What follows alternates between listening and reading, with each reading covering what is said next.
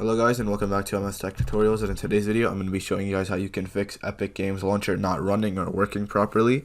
So if you have the app already open from before and the app itself isn't working, so you're trying to play a game and nothing's happening, what you can do is open up the task manager and then you can forcefully close it. And you can open up the task manager by clicking on Control Shift and Escape on your keyboard. Now once you do that, you can look for Epic Games Launcher in the apps. I don't have it open right now, but if you did, what you would do is go to it, you would right click on it and you would click on End Task.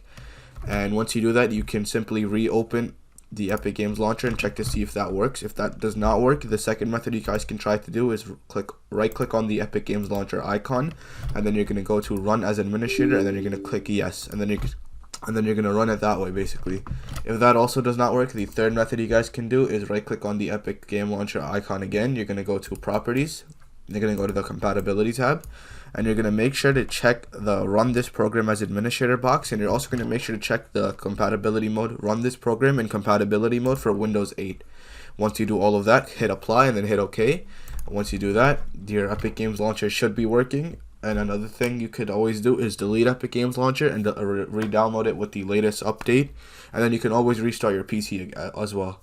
And yeah, so that is it for the video. Thank you guys for watching. Make sure to give the video a thumbs up, subscribe to the channel, and have a great day.